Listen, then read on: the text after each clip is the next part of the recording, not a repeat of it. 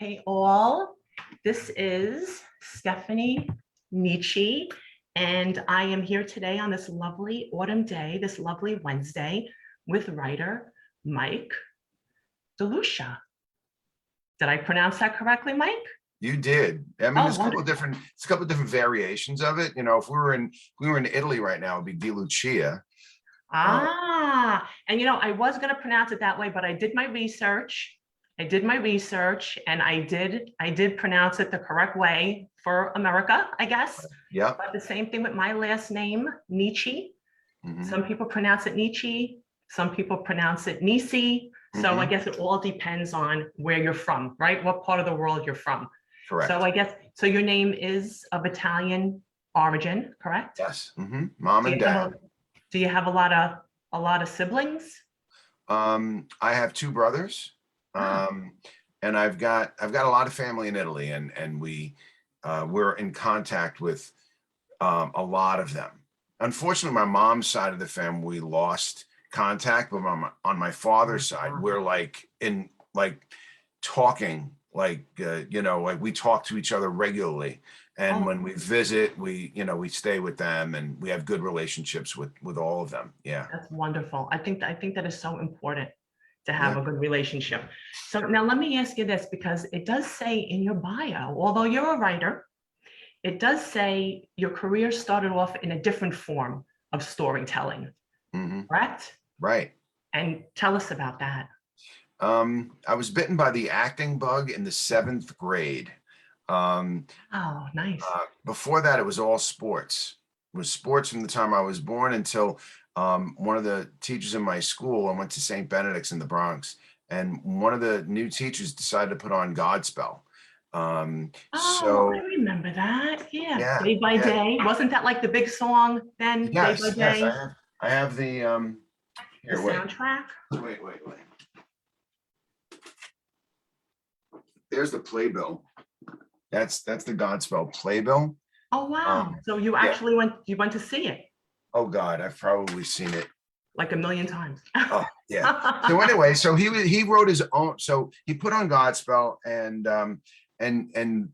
kids in the my grade were in it and so on, and I went down to go do a message for a teacher, and I heard them singing, and I went into the balcony of the auditorium, and I was struck at that moment. And I was mesmerized. I was looking, and I knew that moment that that's what I wanted to do. I knew that I now wanted to be an actor. It just hit me, and it sounds like it's like a plot in a movie or something like that. But this is exactly what happened. This is exactly what happened. And then I auditioned for the next play the following year. I was in that, and then that was it. I was in theater from that point on. I graduated from high school. I didn't do theater in my high school because it was not a cool thing. I kept that private.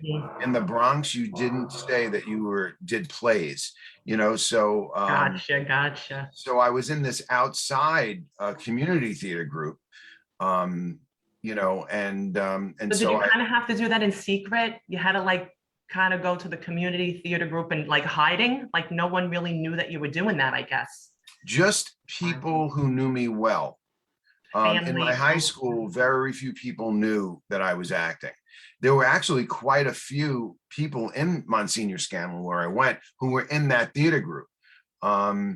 And we actually used to perform in a country club. We had a place there. We went back to St. Benedict's a couple of times because they brought us in, the older kids, to do shows. But I did one in St. Mary's in City Island. Actually, I played Jesus in that Godspell. Oh, fun. And then I went to high school, and my father was from the time we were kids, there were a couple of things that he told us, that were like law. And one of them was you had to go to college. And I just didn't want to go to college. I wanted to act. So to appease him, I went to Queens College for a year. Did not do well. And then finally, because I really wasn't doing anything. I wasn't, my heart wasn't in it. So he told me, well, I said, look, I'm gonna leave college, and I'm gonna go to acting school in Manhattan. and Wow. he was not happy about it. But I he said, bet. yeah, he said, well, I would have paid for your college, but if you want to take this path, you're paying for it on your own. So I said, fine. And I paid for all of my acting school. I used to take trains down to HB Studio. Eventually, I don't know if you remember an actress called Geraldine Page. Do you remember her? Oh, yeah, sure. I know a lot about acting. I wasn't an actress or anything like that, but I watched a lot of movies, a lot of TV. My mom is a big buff and she had a lot of biographies. Okay. So I know a So lot about, but yeah, definitely Geraldine Page, sure. So Geraldine Page at the time, she had been nominated for more Academy Awards than anyone else, and she had never won. And she was in town and auditioning for students. And this when I was like in my probably, let me see, it was around 1980. So I was in my 20s, probably 25, and I went down to Manhattan, I auditioned for her class, and I made it. I was Wow. surprised that I made it, because she only took like 20 people and they were auditioning people all weekend long. So out of hundreds of people, I made it into her class and I studied with her. And at that time, she was nominated for Best Actress for A Trip to Bountiful. And we had Entertainment Tonight come and film our classes. And Oh, she you must actually have been won that year. She beat excited. Meryl Streep, for Out of Africa. Um, so Wow, it was a pretty big deal. And that is. I had a good relationship with Geraldine, and I learned a lot from her. Um, and yeah, and that led me to writing. And I can get into that. I don't know if you want to hear that now or later. Well, yeah, we're definitely going to get into that. So tell us from the acting and then how it moved into the writing, because at the time when you were acting, which I mean, that was a dream come true. And I love your story, the way you said you heard the singing and that just awoke something Right. inside of you and you had to Yes. pursue it.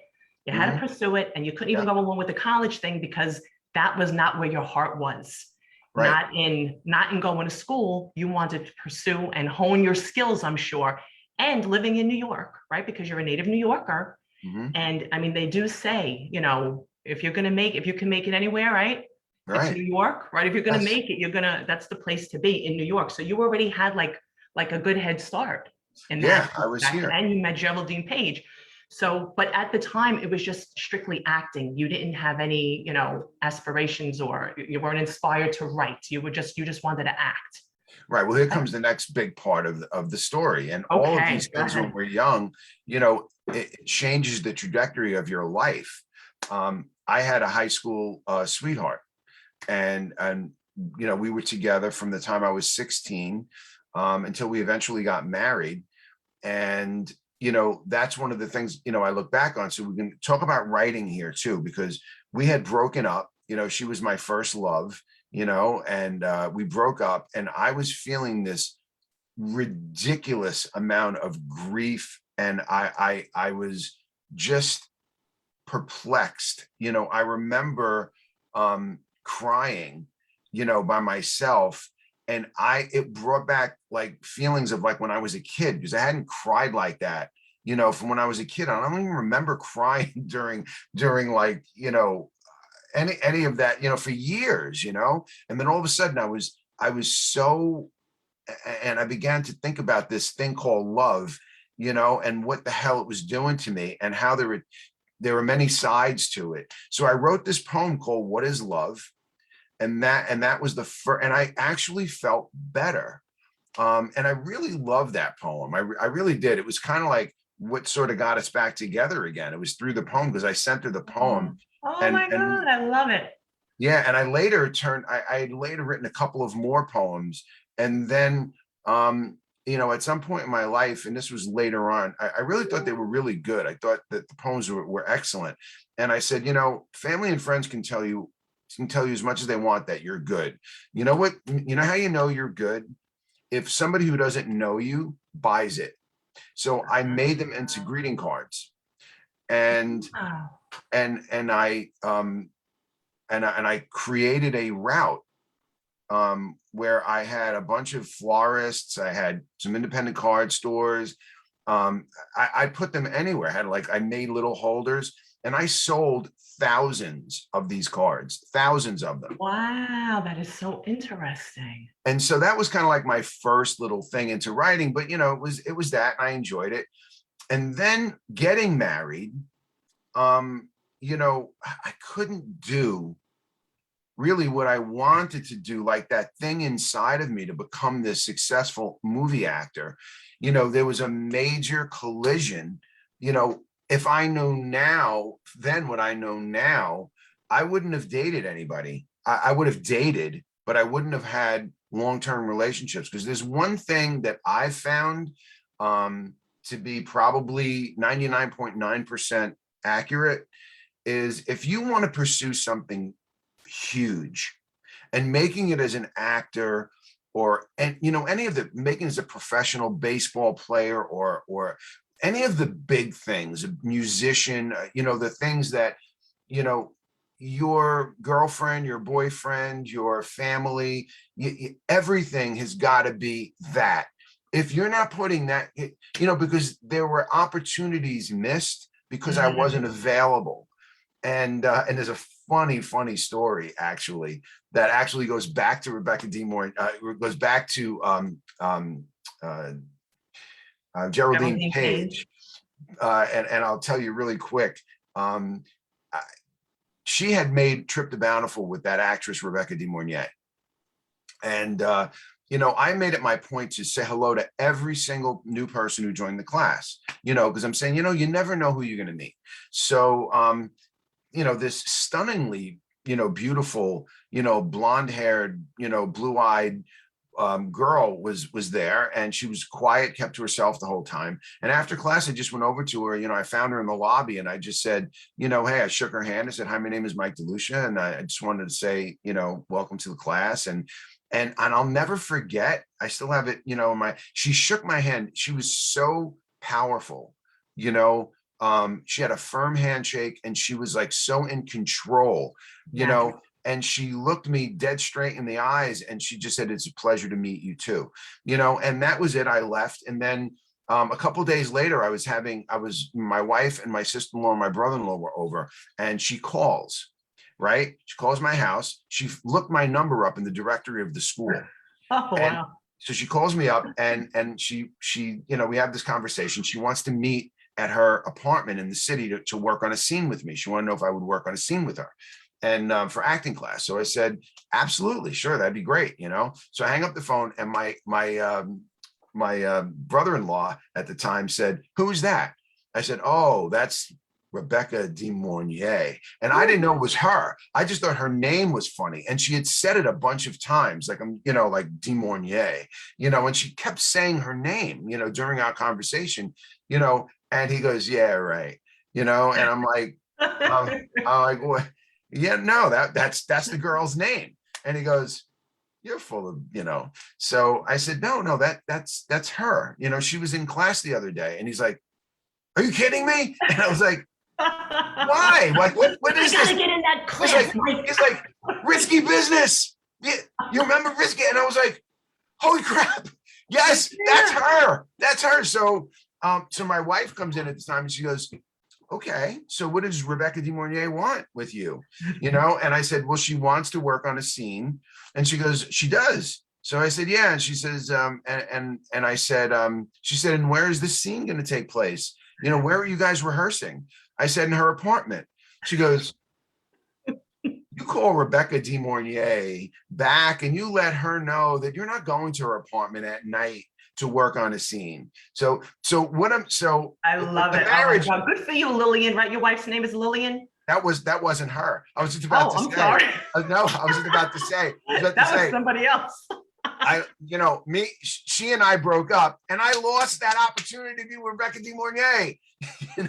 I see where you're going with that. So what I'm saying is there are many opportunities, and being tied down. We had a house, yes. we were having kids. You can't have those kinds of. If you want to make it big, I mean, if you want to be, an accountant, or you want to be, a teacher, you want to be a banker, or you want to be a lot of the fields that there's so many openings for those things, you can do that and be married and be successful. But when you want something huge, where the, a 0.25% of all the people who are trying to do it make it. You've got to be all in. You've got to be. Right. So you feel that was definitely a missed opportunity.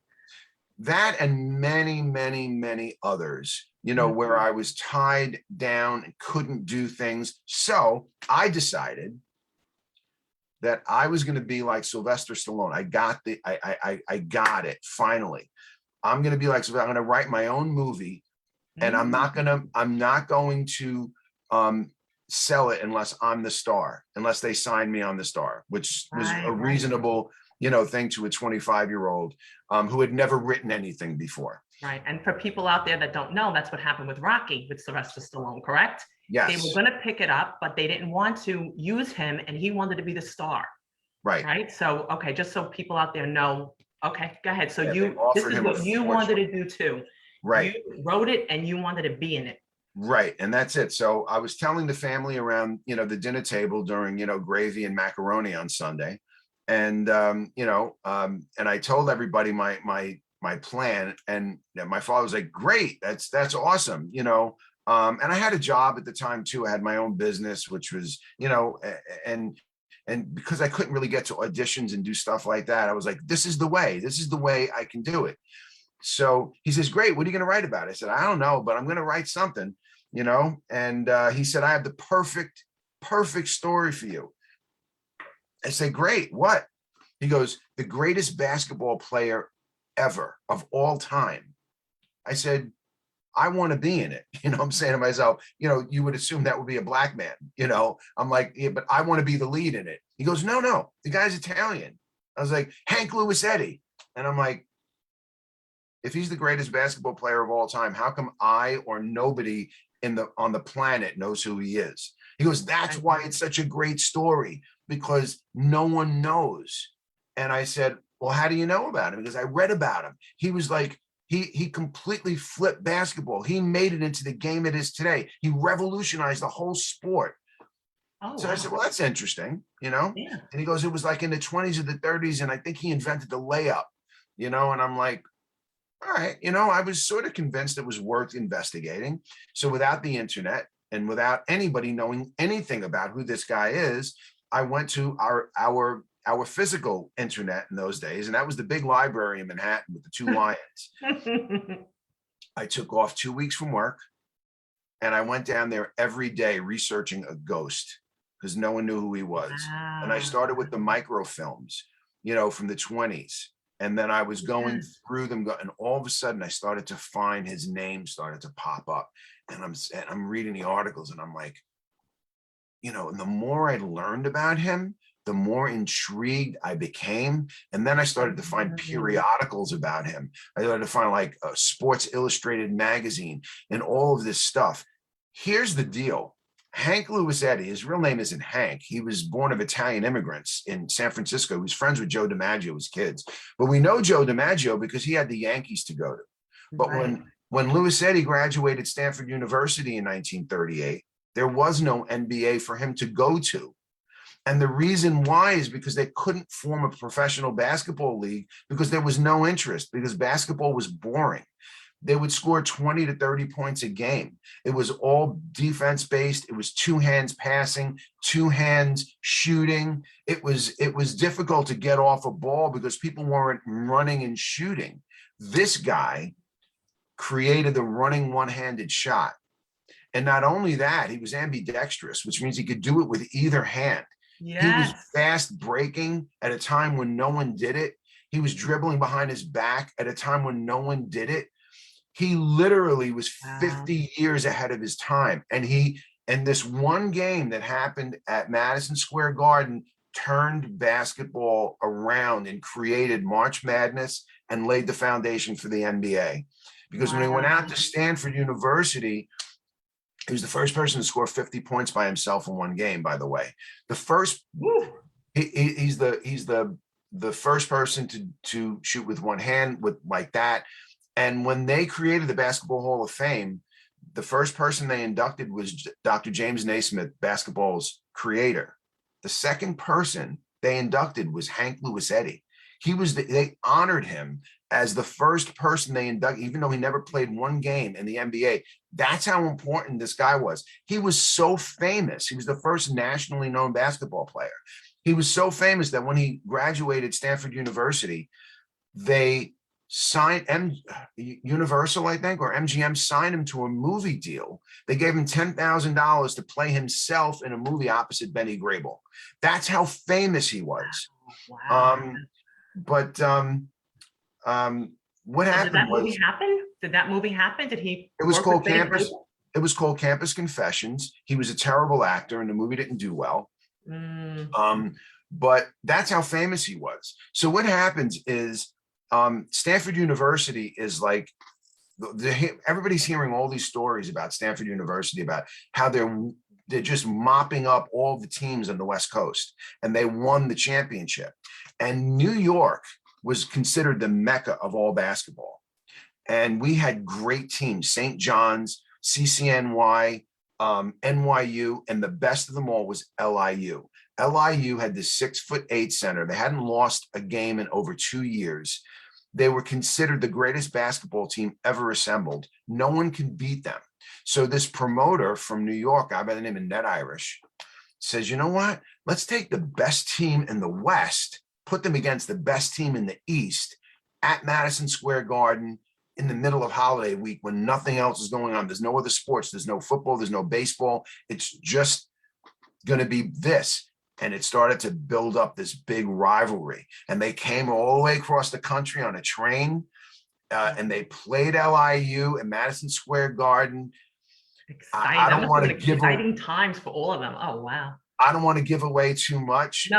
Yeah, don't. What happens at Madison Square Garden? They considered it. I got it right out of Sports Illustrated magazine. It was the night Hank Louis Eddy changed basketball. It's incredible. Here's the book, by the way. And I'll tell you how I got to the book, because originally it was a screenplay. Oh, okay. That I hand wrote the screenplay.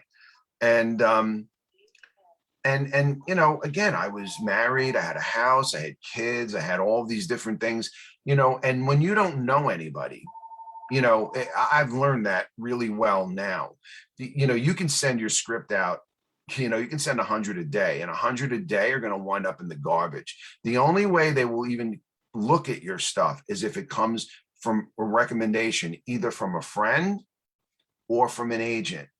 They're not going to, and agents aren't going to take a chance on a nobody. It's also got to come through some kind of a connection. So I tried, I really did, even though I sometimes put madness away for 10 years at a clip. I still, in my mind, I would go back to it. I would rewrite it. I would, you know, mess with it. And then, and that sort of was my first, you know, writing piece. It was a screenplay, which, you know, still exists. And then I had this idea in my head for 40 years, you know, about a baseball player. And I used to think about it all, like when I was having trouble sleeping at night, I would see these scenes, and you know, it was based on dreams and on being the best. What does it take to be the best of all time? What is that? What is that? And how does it happen? And that's the crux of the story of, you know, what does it take to be the best at anything? It's a combination of a lot of things, a combination of who surrounds you. It's a combination of your own individual, you know, drive, you know, what kind of talent you have. It's this so many circumstances that are layered into being the best of all time and what it takes to be that. And so I wanted to write that story. And then I was a huge Yankees fan. And they had just kind of gone into the new stadium. I was annoyed. You know, I didn't see any reason why they needed to rip down that historic, you know, stadium where Babe Ruth and Lou Gehrig and Joe DiMaggio and Yogi Berra and all the greats played and all the championships won. You know, and I thought it was a mistake, and I was very angered by it. And then they came up with the new stadium. I went, and I would always sit in the bleachers whenever I went to Yankee Stadium. I wasn't a bleacher creature in the sense that I went to every game, but when I did go, that's where I sat, because that is the most exciting place to sit. So I walk in with my son. We're excited to see the Yankees play. And the bleachers are not where they're supposed to be. They're not on the field level anymore. They've moved them up and back so they can charge a lot of money for those seats by the rim. So, it's harder to antagonize the other team from way up there. And I was so annoyed by that. And then, and I would get more and more aggravated because, they're charging so much money to go see games. When I was a kid, my mom used to give us money and we would take a train, go down, give us a couple of dollars. We can get bleacher seats. We can get, food, the whole deal. Those were the Can't do days. that. Can't do that anymore. They're Yeah. chasing away the average fan for corporate money. So the stadium isn't as exciting as it used to be. It used to be packed with its real fans. And I got so angry that I said to myself, you know what? I shelved the book that I had in my head for all that time. And I said, I'm going to write a book and I'm going to call it Boycott the Yankees, a call to action by a lifelong Yankees fan, saying that we should boycott until they lower the ticket prices so that the average family can attend the games again, to make it Yankee Stadium like it used to be. And that's what that book was about. And it took me 2 years to write it because I was, teaching full time.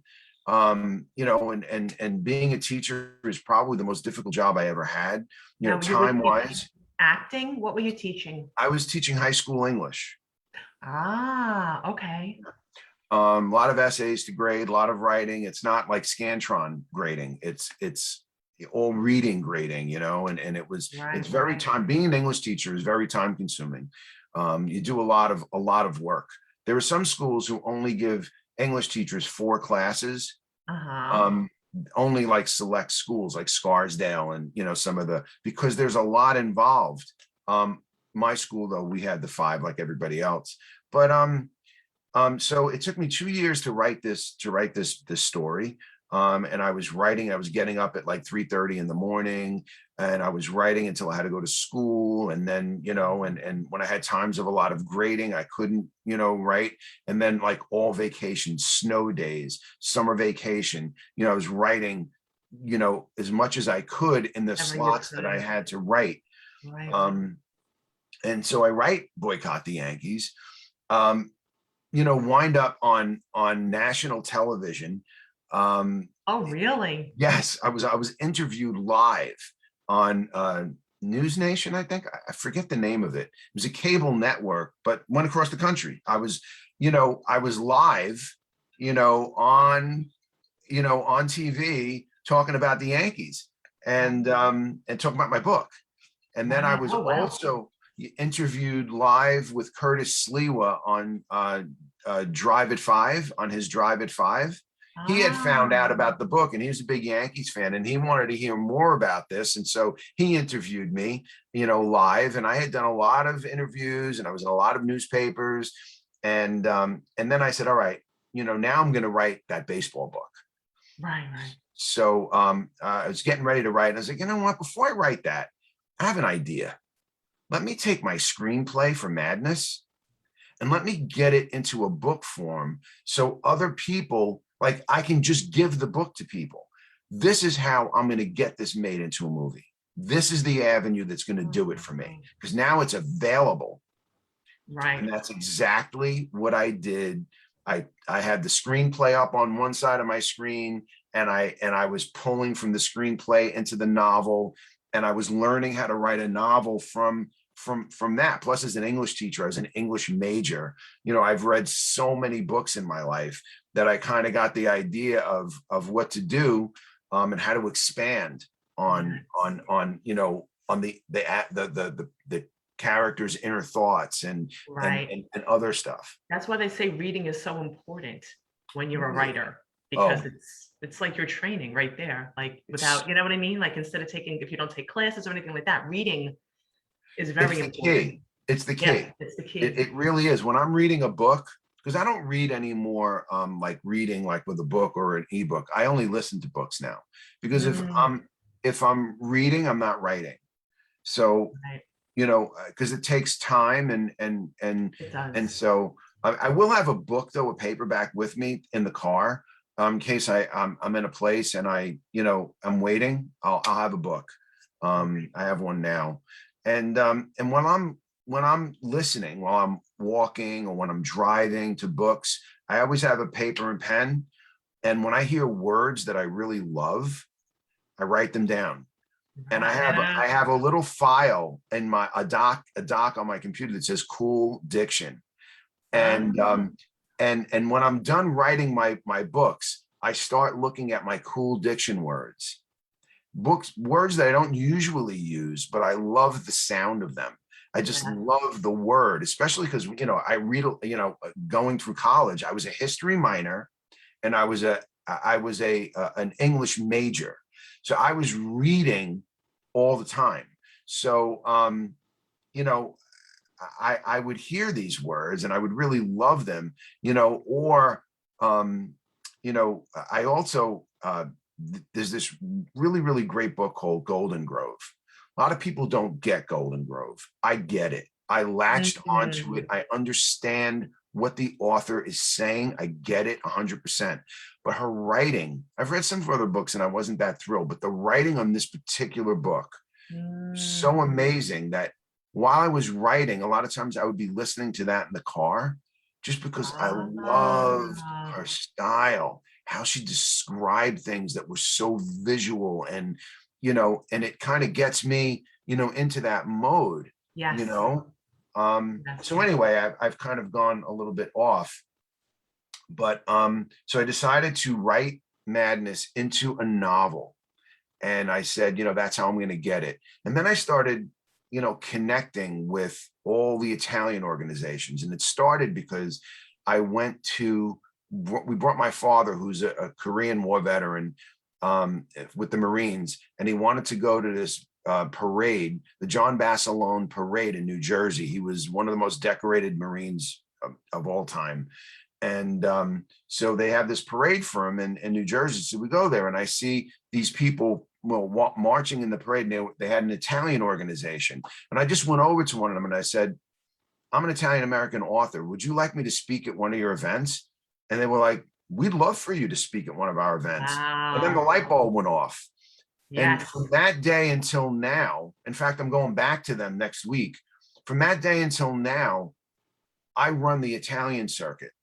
I Oh, hit all kinds of Italian organizations. I'm their speaker, like, at that's fab. events. I That's talk about, fabulous.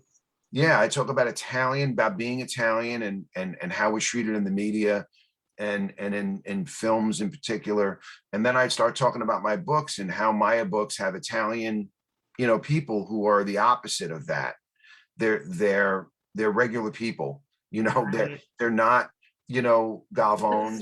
It's stereotypes, I guess. It's stereotypical, for, People don't well, realize it. as a writer though, and as an actor, because I'm sure, you would have got cast as an Italian American, and you know what I mean? Like if somebody, Mhm. that's the role that you would have went to casting for. Also, if your agent said, or if you happen to see it, in the paper, Yeah, casting call for Italian American, right, dark hair, right, exactly.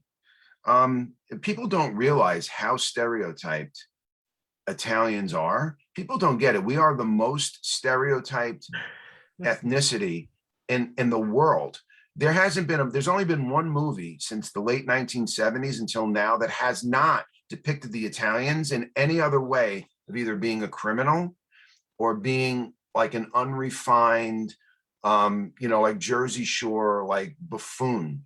Like that's it. There are comedies, but they don't count because the idea of a comedy is to laugh at the characters. So that doesn't count. I'm talking about serious movies. The only movie between the late 70s until now is the movie Unbroken.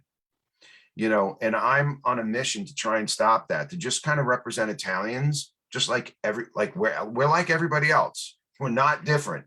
There's a small percentage of us who are either, buffoons, or criminals. We're just regular people like everybody Well, else. I guess when it works into the storytelling for movies and stuff like that, that's, It's That's the what only things makes, they're green lighting. that's what makes the sales. But the thing about that is it's just storytelling and it's just stories and it's not real life. So we have to remember that. I know sometimes things may hit some of us personal, but we do have to keep in the back of our minds that these are just stories. And, you know, as a writer yourself, right? Sometimes you may write something and someone may disagree with what you write or not be a fan of this particular thing, but we always have to keep an open mind and say, it's just a story, it's fiction, but I see how passionate you are about it. And believe me, I totally get it.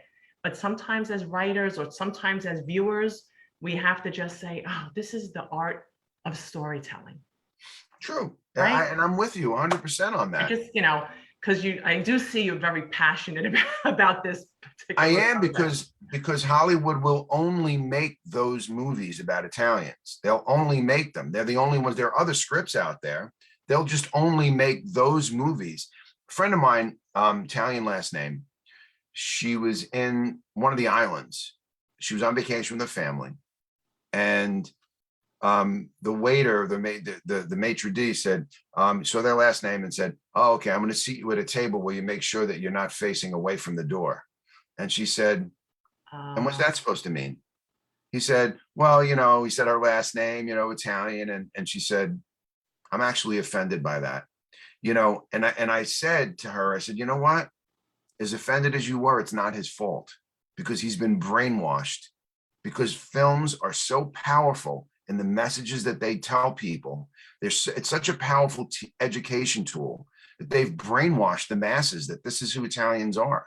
well, films and books are very powerful. And that's why Absolutely. with your book, Madness, that's a powerful story too, Yeah. right? Yeah. Who know? Yeah. Who knows? Who knows? It's historical fiction. So, you know, I've laced truth in with some fiction. Right, Um, right, you right. know, so anyway, so I hook into all these Italian organizations Very and smart. Yep, because you have to create opportunity for yourself as a you writer, have to because find your niche. if you don't let other people know that you're a writer, it's really impossible to, you Yeah. know, for people to buy your books or read your stories. So Right. that was a wonderful, yeah, that's a one, you have to put yourself out there. Right. So I'm getting all of these, you know, Italian gigs, and then I get invited to the Columbus Day Parade. Um, don't get me started on that, but I go Okay, down let's, to the yeah, let's yeah, stay away from all that and let's right, focus on your books and your work and your, you know, your fascinating stories inside, like a story within a story. Yeah. right. So I'm marching in the Columbus Day Parade, and I wound up sitting next to this lady when it was over, who was on the Andrea Doria. Um, and there was a float with survivors of the Andrea Doria. And I Uh, started telling her about my book, and I was like, you know, I want to make it into a movie. You know, I have a screenplay. And she goes, you know, there's somebody who just did a documentary on the Andrea Doria. She's here today. And an wow. Italian director did it, and it won like a bunch of awards and so on and so forth. I'll introduce you to her. So a couple minutes later, she sees her. She says, you know, hey, Perrette, this is Mike DeLucia. Mike DeLucia is a writer too. He wants to make his book into a movie. You know, maybe you can introduce him to Luca, you know? So she says, okay, right? She introduces me to this guy, Luca. She sends an email. She goes, Luca, Mike, Luca, Mike's a writer, so on and so forth. I'll leave it to you guys. So Luca Guardabascio is the director, and he says, you know what, send me the screenplay, I'll read it. So I sent him the screenplay. A week later, he emails me back. He says, I'm in. I want to make this movie because Oh, it's look at that. important. He said, even the Italians in Italy, he goes, this is a positive story about Italians, and I like it. I want it.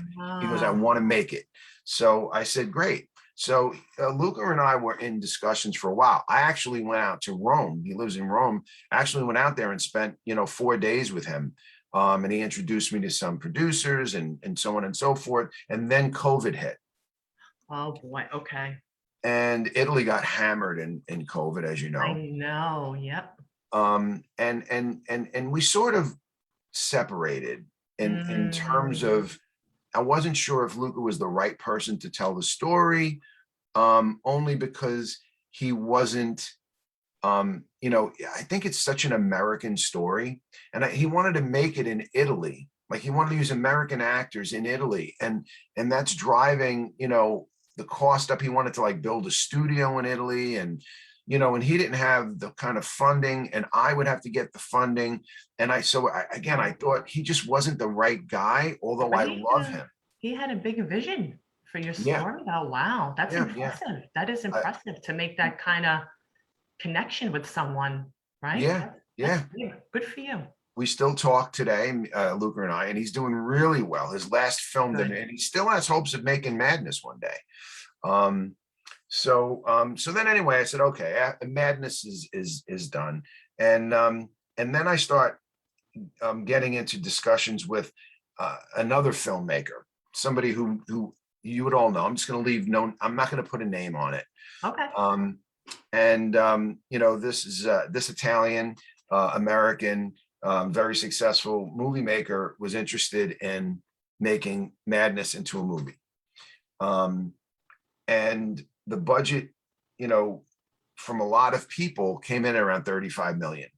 And we're trying to make an independent movie. And this person says, I can make it for 3 million. Oh. And, after 6 months of negotiations and talk, one day I was just like, well, I've had a lot of people who've said it's going to take 35, $40 million to make this movie. I don't understand how, you can make it for 3. And that was the question that caused a little bit of tension. And from there, it sort of deteriorated. I had an investor too, who was willing to invest in the movie. And so it all sort of just started to sort of fall apart after that. And then a friend of mine said, Madness is 35, 40 million. Can't you write something that's like low budget?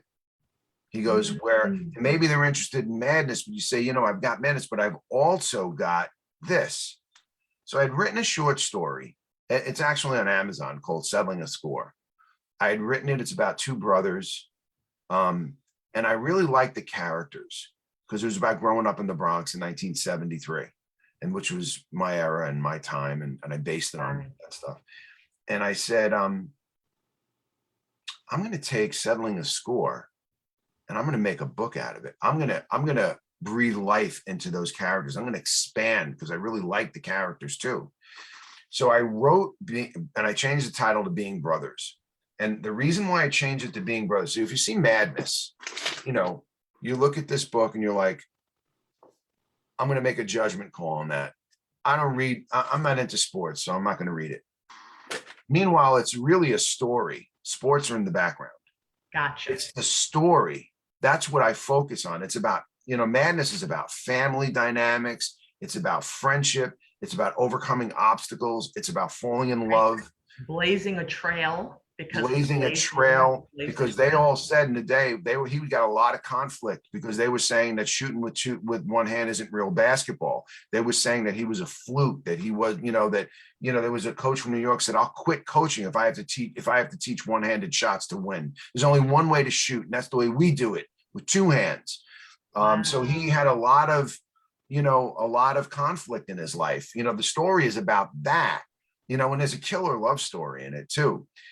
So I said, you know what, here's Being Brothers.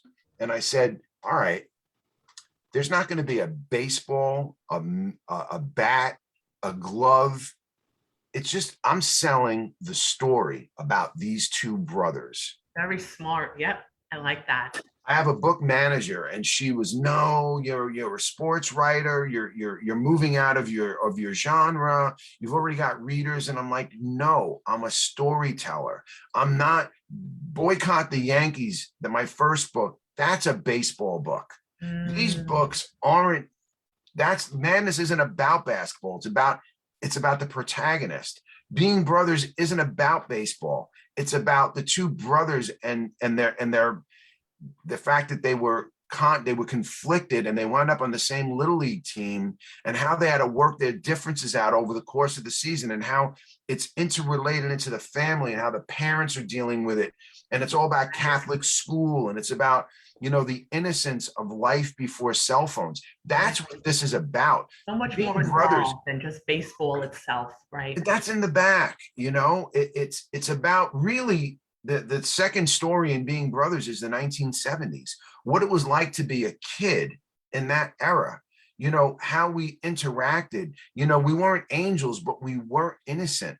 There was a lot of stuff we didn't know. We learned through doing, as Right. opposed to today. Once that cell phone came out, you learn from watching, Right. when And we were, participating, because in your bio too, it says you did a lot of street sports. yes, So that would be stickball, right, right? Stickball in the street, football in the street. A popular, something that I love, but I know a lot of people call it maybe a couple different names. Did you guys do this in the Bronx? Skelly? I don't know if you called Scully, it Skelsy or Skelly. Scully, Remember? it's Yeah, in and Being, Skelly. See, it's, everybody has a different name for it. We used to call it Skelly where I'm yeah, from. Yeah. it's in Being Brothers. It's in the book. Oh my gosh, I love Yeah, that. See, now yeah, people that grew up in that time would love to read that book. But for a woman, maybe if they would have saw the baseball and the bats, maybe they would have shied away from the story. So this is yeah, really a story that takes place in the 70s, growing up in the 70s with what kids did in the 70s. And a big thing people, was playing sports in the street. And when the street lights would go out, right, the kids would go home. I mean, when the right, street lights would go on, the kids would go home. But in the right. meantime, everybody spent every waking hour when they weren't in school in the street playing In the street sports, playing sports, right? you're The playing with Johnny each pump would other, be open, yeah, jump rope jump and and rope, double dutch, hopscotch and hopscotch. yo-yos and Yes, I mean, all there's that this, great stuff. Me and my husband talk about that all the time. I miss it. It's something my kids didn't do because they grew up with video games, and you know what I right, mean? If I try to get my right, kids to do something in the street, they'd be like, "What are you, crazy, Ma? I got my Nintendo right here." Yeah, right, right. different, yeah, it's a different life. Like we didn't have like, today, kids get like these motorized cars, Mhm. and they drive around. Yeah. We built our own wagons, Oh, yes, and motorcycles and bikes and, yeah, we right? built them. Soapbox, was it soapbox racing? Yeah, yeah, yeah. Yeah, we would get the milk cart. We would go into the lots.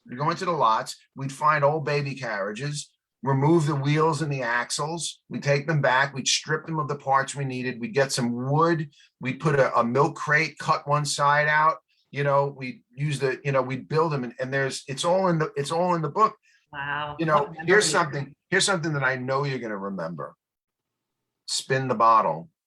No, believe it or not, no, I was more with the stick ball, but I was a tomboy. I don't even know if we use that phrase anymore, but I played stick ball, punch ball. Punch ball, yeah. Off Remember the that wall. punch Single ball? ball, Well, single, double, in triple. the street, we used to do the bases and play Yeah. punch ball, and Sewer to sewer. that was such fun. Yeah, yeah.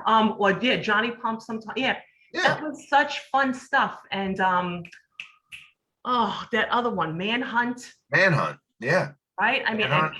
kick the can, Yeah. right? Do you remember that Bring one? a Kick the Levio. can, or yeah. Yes. Oh my God. I mean, so all that stuff, or a majority of it, is in your book, It's all in the book. right? It's all So in the book. that makes a great. I got news for you. Your books make great gifts, because the one madness about basketball, for someone who's a sports lover, that makes a great gift for someone that didn't know the origins of basketball, and who the trailblazer was, perhaps, and how did you say the layups? Because I'm not familiar with basketball, but the layups, you said this guy, really, he was the first one to do it. Shoot with one hand. My Shoot with father one was hand. wrong. My father was So- wrong about the layup. He got that part wrong. It was shooting with one hand, the way Oh, we shoot today. Okay, so shooting with one hand. So that makes a great gift for anyone who loves basketball and may not know about this person that you write about in your book and everything that he did. And then your other book, Being Brothers, and relationships and of family and what kids did in the 70s. I mean, great memories. So There's music in it. There's music in it too. The music of the times. Oh, wow. Yeah. Yeah, when I speak, I tell people, I'm like, look, I'm an indie author. Right. If you like what I'm saying, I accept checks. My books are pretty cheap, but I accept checks. So if you didn't bring, a lot of cash with you, and I'm not telling you to go to spend extra money. All I'm saying is you have to buy gifts for people. Right. This is a cheap, especially around Christmas time or Hanukkah, it's an easy gift, and it's something that you would have spent money on anyway. Instead of spending it on this, you direct it into this great story. Right, of memories. And how do you put a price on memories, right? Like someone could sit and get lost in that book and relive their childhood and just think back and get out of this present time and go back to when things were like that. Right. Simpler times, right? And God, what memories from when we were kids. And what about the kids today learning about what it was like when we were kids? So there's value on both sides. It definitely is. So I write Being Brothers. I write the screenplay first. I do the same thing, and then I convert it into the novel. I immediately get attention from a girl by the name of Julie Pacino. It's Al Pacino's daughter. Oh, wow. She finds out about the story from somebody who read the story, who knows her. He told her about it. I didn't even know. He just said, my friend Julie is interested in having a Zoom meeting with you. I told her about your stuff, and she wants to have a Zoom. And I was like, great. So we have a Zoom. And she said, Mike, I'm kind of really interested in some of the, you're both of your screenplays. So if you wouldn't mind, send them to me. My team and I will read them over the weekend, and then we'll let you know what we think. So okay. So, and I didn't find out that she was Al Pacino's daughter until the end of the conversation, where I started talking about being Italian, because I can't tend to do that. And she said, yeah, I could relate. She said, actually, we were very Italian growing up. She said, I don't know if you know, my father's Al Pacino. And I was like, what? That must have been a thrill. It was. So she has her own independent company called Tiny Apples. She's a great girl. Really like her a lot. Anyway, so she got back to me. We had another Zoom, and she says, Mike, I love them both. She says, I really do. She goes, but beautiful. She says, Being Brothers is more in my wheelhouse for two reasons. Number one, I played softball all through high school and college. She said, I got a scholarship to college, for softball. And I even played in Little League when I was a kid with boys, like I was, I played baseball my whole life. She goes, and secondly, she said, my company, we're kind of small right now. And our budgets, the budget for Madness, she said, you're talking like, 30, 40, $50 million. She goes, maybe down the road. She goes, the budget for Madness, that was for Madness, for Being Brothers. She goes, it's a little bit more on our wheelhouse. She goes, it's a little bit more than we normally do, but let's get it done, So I brought in my investor. We started to have talks. And she changed the name back to Settling the Score, because she wanted to go more with a baseball theme. And she did some preliminary work on it. We hired her to do development work, which she did. She created a poster. She created, we worked on the screenplay together. She was telling me, budget wise, what needed to be cut. She's, this scene is really great, but it's going to cost too much money. So we need to get rid of that scene, and we need to change this and change that. So we made it, I got a big lesson on budget, while I wrote this. Right. Well, while we wrote it, we did some editing. And she said, I'm interested in his girlfriend. It's not really his girlfriend, it's the girl he was like in love with. And it all leads to that spin the bottle game, it's like building toward that, Oh, yes, okay. It's kind of going there, the whole story. And she goes, I want to see more with Carmen. I want more, so I wrote an additional couple of scenes, to shift the focus a little bit more. I originally didn't have Carmen in his class. She says, no, we have to have her in the class. She has to be in his class. So I redid some of those things. She was more of a girl. She lived down the block, but she was in another class, but she was in the same school. So I used to look, used to see her, but anyway, Like It's the interesting opposite though to sex. discuss those changes that are recommended to be made. That's very interesting. Yeah. So anyway, in the end, Julie and I are still friends. I actually need to give her a call. I have it on my calendar. I get a call today, tomorrow. But budget came in at 6 million. And you get $1 million back in incentives. So we're talking about 5 million, but I don't have 5 million. My investor thought it was too much. It was a little bit too much to bring people in under. There was some things that he wanted that he didn't feel was there from the package. And Julie, as she told me in the beginning, she doesn't really work on that. It's a little bit high for her. Right. So that sort of petered out to the point of, the last conversation we had, she said, Mike, I love this story. She said, I just love it. She said, I want to make it. She said, but I don't have the kind of funding that I need right now. She said, but I want to keep it on my blotter. And she said, I'm making a movie. She said, I'm making a horror movie. She goes, let me see what kind of reaction that gets. If that turns out to be really good, I might have some more investors. And if they do, she goes, this movie is also a lot different than what I do and very different than what's happening today.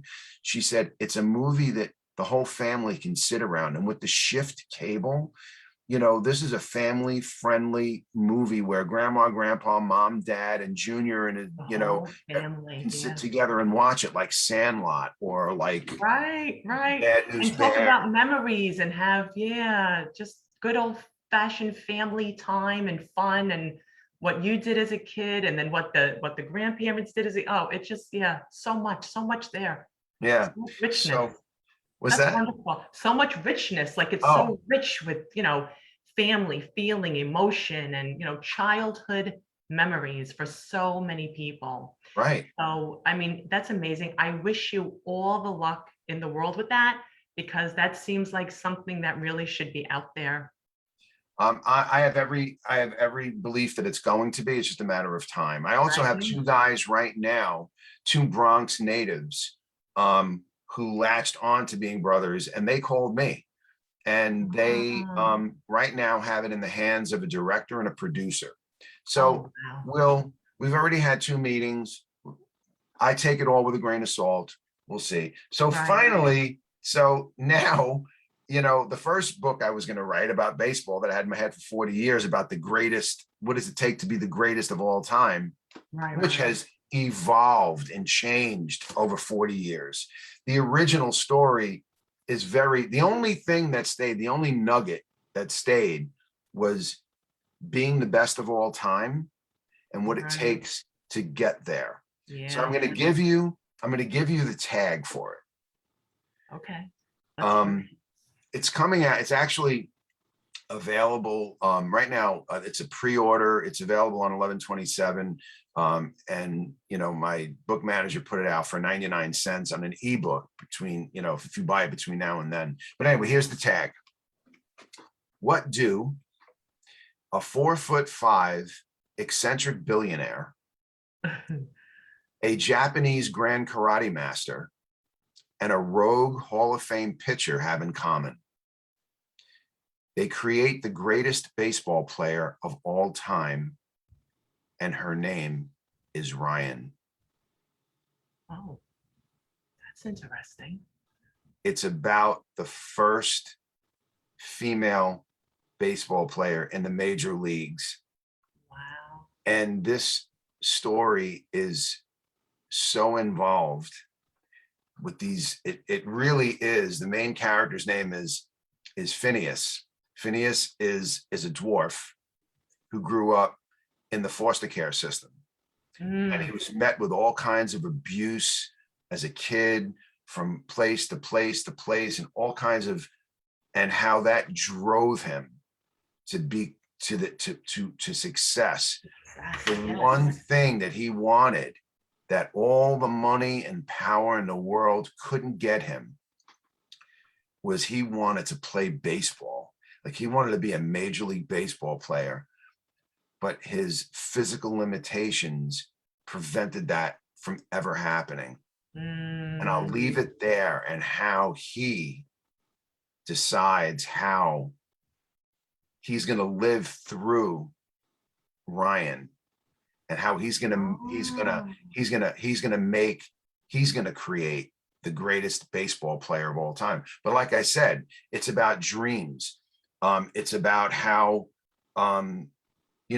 dreams can bring with it, rapture, the greatest rapture, or the insufferable mm, circumstances. It's that's about how the decisions you make in life really are the paving stones of your life's journey.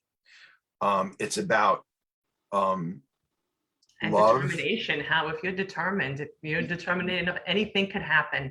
right? Dreams can come true no And it's matter what about, our rough and difficult circumstances are sometimes, right? yes, there's a line in there where the Japanese Grand Karate Master, his name is Ito Hachi. He's actually American born, and he has such an interesting story that isn't told in the Mm, story, that right.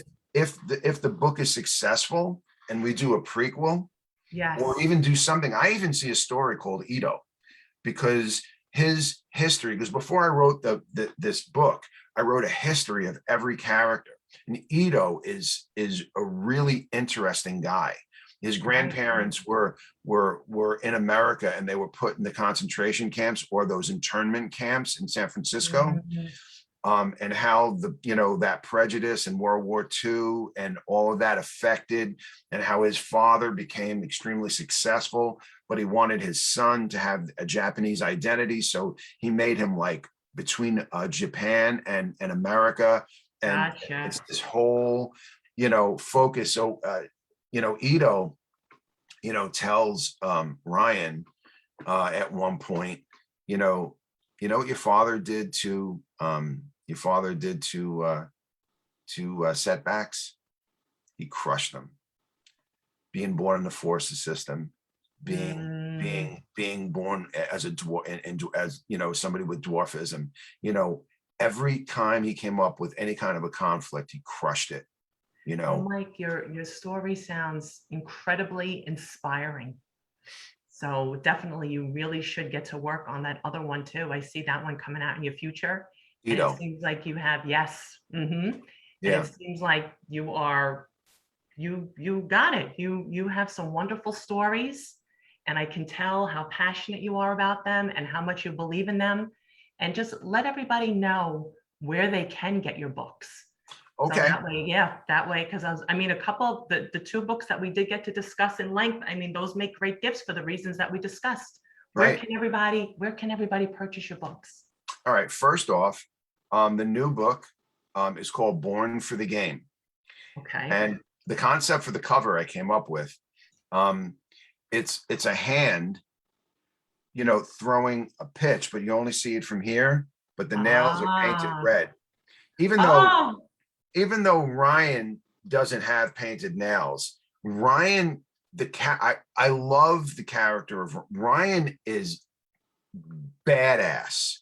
Like, in order for you as a female to walk into this male dominated sport, mm-hmm. and she's a pitcher and she's a player too, but she's a pitcher, and striking out Major League Baseball players, like and it's built into it, this whole, roles, like, you've been struck out by a girl, and Yeah. she breaks in at night, she breaks in at 19, so this girl, she's just totally badass. She's like tattooed. She's and it all comes back from Ito, because he's got all of those Japanese tattoos like that, Yes. sleeve, So everything. they mean something. There's some Yes. symbolism there. Yeah. Yes. So yeah. So anyway, it's called Born for the Game. Love That it. is available now. Like I said, it's going to be on sale for 99 cents. It's an ebook only until 11/27. But you can get them all from one of two places. You can go to Amazon.com and just put my name, Mike DeLucia, and my books will come there. Or my website is booksbymikedelucia.com. Perfect. And I don't think Born for the Game is there yet, but Amazon is your best bet. But it will be. And we did have some people that stopped in to say hello. Channing Raftvold, I hope I pronounced that correctly, said, wow, said a few things. Yeah. TNT, you had me at 4'5". Yes, I agree. Don't stop, Channing says, dream a dream. And Channing says, I can relate. And we had Gina bringing up red light, green light, another childhood game. Yep. Mhm. Melvin Douglas Johnson's with us. He said that should be hello. And yeah, we have some people watching with us. So that's fantastic. What wonderful stories, and how entertaining and how inspiring and wonderful, wonderful memories. You even brought back to me just having this conversation, as I'm sure you did with a lot of the viewers that we had here today. And we had John said good morning, and Josephine, Uliana, good morning. Thank you, guys. Thank you all for joining us. Thank you. Yes. So interesting, guys. Check out Mike. He gave the information. We will put in the comments also Mike's links, so that way we know where to find your books. Okay. And I wish you so much success. And I have a feeling one day we are going to be seeing your work on the big screen. I know hope it. so. I hope so. I feel it. I mean, it definitely sounds like it is headed in that direction. And I want to say thank you so much for joining me today. Your stories are amazing and very, very interesting. So we look forward to reading your books and seeing you on the big screen. Thank you so much. I Thank you. appreciate you having me on. I really Thank do. you. All right. Thank you. And guys, thanks for watching and thanks for commenting, and we'll see you next time. All right. Bye-bye. Bye.